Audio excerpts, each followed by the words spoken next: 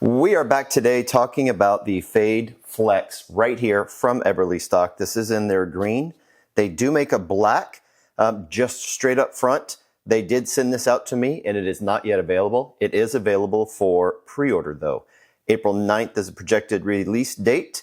So if you want to get yours, especially after seeing this video, use my link down below. It doesn't cost you anything, but it does support the channel. I do receive a little bit of a incentive for driving the traffic, so I would appreciate that.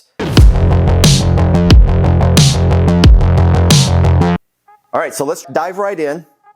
I have been carrying this Fade Flex for about 2 weeks now, and it has been a great bag. It's a little bit bigger than most bags that people carry. It is 10 inches long, about 6 inches tall, and about 3 inches deep, which I think it might be a tiny bit deeper. It's a good sized bag. And proof that I carried it, that is a grease stain from taco night. I've got a lot of stuff on the table here. I want to go through it and show you how I'm carrying it right now. And also want to go over a new sponsor when I get to them. They are on the table as well. Obviously, I'm starting with the Fade Flex. We've got a hook and loop ability here with the loop, meaning the soft side of the, quote unquote Velcro. That's a name brand, but this is the loop portion.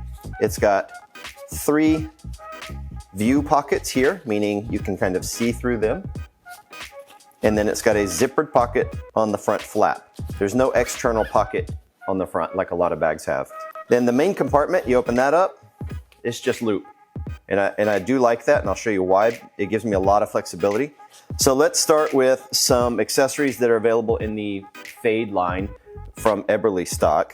And we'll start small to large, I suppose. So we've got a view pouch, small, again view because you can kind of see through it. It gives you an indication of what's in there. All right, not too terribly big. Here is a SIG P365 mag for comparison, so it's not really that large, so very handy. I've been using that. I've also been using this admin pouch, small, same size as the view small pouch. However, it's not see-through, and it's got the hook on the back of both of these. It's got some capability for magazines, for whatever else you want to put in it. And then it's got a holder on the side, say for a marker or a pin. I haven't used it yet, so it's still really tight, but there it goes. Yeah, still really tight. So maybe a pen, or you need to stretch it out a little bit with a marker. That's that pouch. And then we move on to the larger pouches in the same line. So this is the view pouch large. As you can see, it takes the entire width of this bag. I've started to use this in another one of my bags from Eberlestock where it just attaches to the inside, but I can keep my medical supplies in here. I can see where they are. I don't have to fuss over where they're located. And then of course the admin pouch large, same size. Again, you just can't see through it. Too small, just like on the small pouch. Basically, it's just cut right here. And then 2 large elastic pouches here. You could do things like throw a tourniquet in there. You could throw this giant freaking pepper spray in here from Palm Industries. Thank you for sending this out. I'm gonna go over that in a second. You could put that there. It's really gonna make your bag thick though.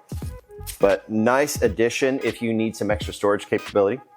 The bag the Flex did come with these 2 elastic loops with the hook on the back. This one's good, especially if you want to throw a tourniquet in there. You could throw your pepper spray in there if that's what you want to use for that. The small one, I find that it's a little loose for a magazine. It can be done, especially if you're going to hold it in an upright position. But if it was something that was going to be at an angle or something and you were moving around, it could fall out, depending on your magazine. A Glock mag would fit a little tighter than this. Back to the center here, I've got some medical supplies here. The eventuality of having to use your handgun in self-defense leads to numerous possibilities in that you're going to cause bleeding. And the best way to stop that is a clotting agent. This is from Wound Clot. It's a new product out on the market. I met up with these guys at the EMS conference in Texas this last fall, but I've got 2 2x2 gauze here. They're small, but they can stop some decent bleeding. That's probably your most likely use. I've got a 3" by 8" so slightly larger bleed. And then for anything major, a 3" by 39". I have some X shears, the small ones. My last piece of medical gear, I have a tourniquet. This is not a cat tourniquet, a soft T wide tourniquet.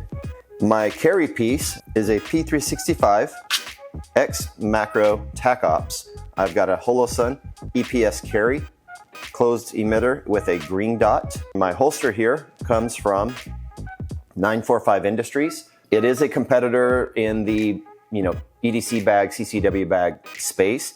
However, I like their holsters. Even though I carry this more than my 945 now, I like their holsters because of this.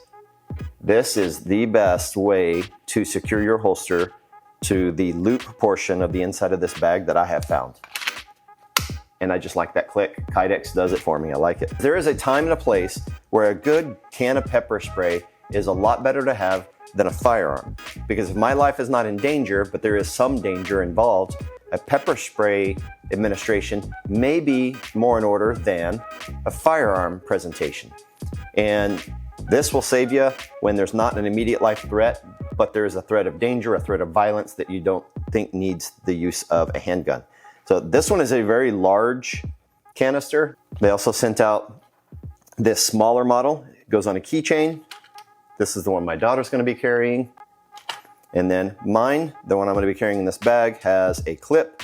It's just very kind of stealthy, doesn't really look like much. All of these have a flip cap, and you insert your thumb and spray away. They also sent out 2 practice inert units that have water in them. I've used one of them. Yeah, it's this one, about half empty. If you carry this type of product, I would order some of these just to get some practice in. When you got some uninvited guests to your house like Justin Trudeau and Hillary Clinton, tell them hell no.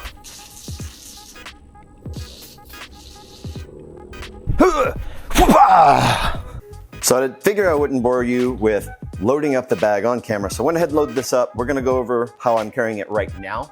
100% subject to change because every time I wear this, I change it just a little bit. But there are things I wanna add. There's some things I wanna take away. I wanna slimline some of it, depending on what I've got going on for the day. So in the front here, I went ahead and put the admin pouch on the left with my little multi-tool that I failed to go over, but another day. I put my pepper spray here. I put a Sharpie pen / marker here.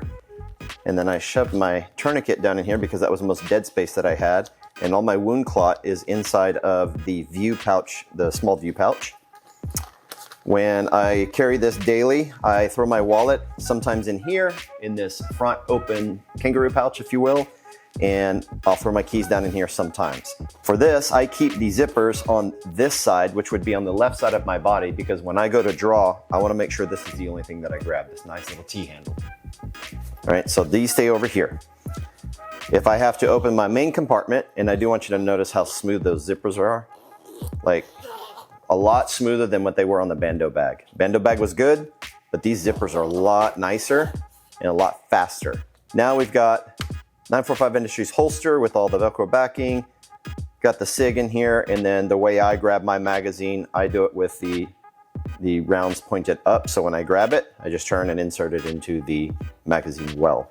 I try to put nothing else in here.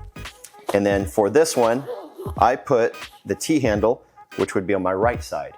So if I'm wearing it, I would reach over, grab that T-handle and yank it over, and the bag falls open and it's ready to go. And so that's how I load it up. I'm gonna show you a quick video, like quick snippets of me drawing. I'm still not the most proficient from this bag.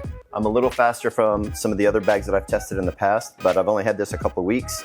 And I'm in paramedic school and I've been on internship and I have been working my tail off.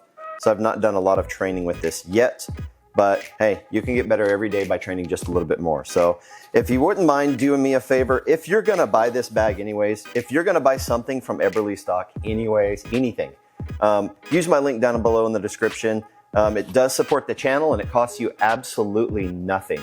The other thing I'd ask you to do, if you enjoyed these videos, please like, subscribe, comment, please. I love comments. I love interacting with people that watch my videos, and I do appreciate that interaction. So with that, I hope that this information kind of guides you into finding out what you want to use as an everyday carry for your CCW. If it's not necessarily this particular product from Eberlestock and it's another one, great. Or if it's a totally different bag, hey, that's great too, because I need you to find what works for you, what works the best for your situation and how you carry. And you should not listen to and bank on the opinion of some dude on the internet because he's sponsored. I'm just being honest. If this bag does fit that, then great. Use the link below. Again, I appreciate it. If not, time to move on and go find something that works for you. Until next time, stay tactical.